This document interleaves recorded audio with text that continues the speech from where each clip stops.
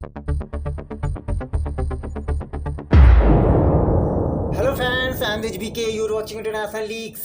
Recently Iran ने Hamas के chief Ismail Haniyeh, Iran के president Ebrahim Raisi and Hezbollah के चीफ नसरल्लाह की मौत का बदला लेने के लिए इजराइल पर 200 बैलिस्टिक मिसाइल से अटैक किया, जिससे इजराइल के 7 सिटीजन्स की मौत हो गई। एंड अब इजराइल बहुत ज़्यादा गुस्से में है। एंड अब पूरी दुनिया में बस लोगों के मन में सबसे बड़ा क्वेश्चन ये है कि इजराइल अब ईरान के साथ क्या करने वाला है। एंड अब ईरान फिर से इजराइल को धमकी दे रहा है कि हम इजराइल के prime minister Benjamin Netanyahu, defence minister वगैरह को भी मार देंगे अगर इजराइल ने ईरान पर स्ट्राइक की। तो अब इजराइल भी प्लानिंग कर रहा है ईरान से बदला लेने की।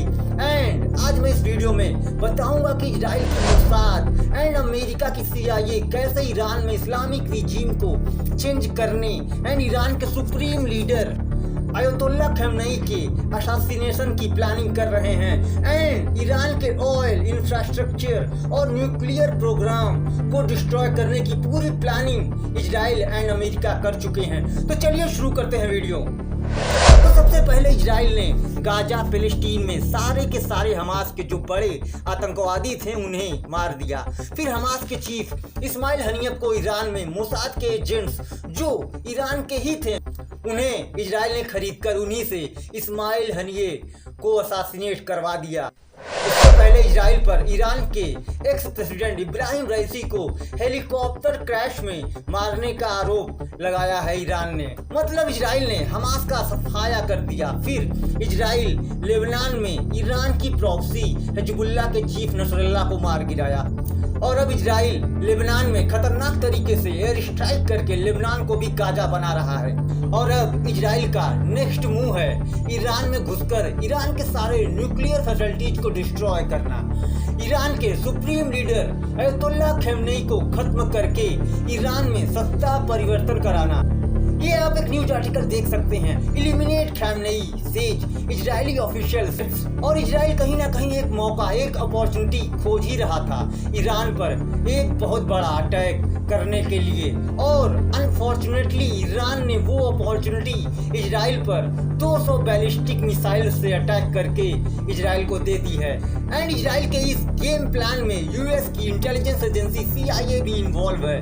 देखिए, इजराइल ने कुछ ईरान के IRGC के गार्ड्स एंड ईरान की इंटेलिजेंस को मोसाद का एजेंट बना लिया है जो अब इजराइल के लिए ही काम करते हैं। ये आप ईरान के एक्स प्रेसिडेंट की स्टेटमेंट देख सकते हैं, head of Iran intelligence services A double agent for Israel Mossad.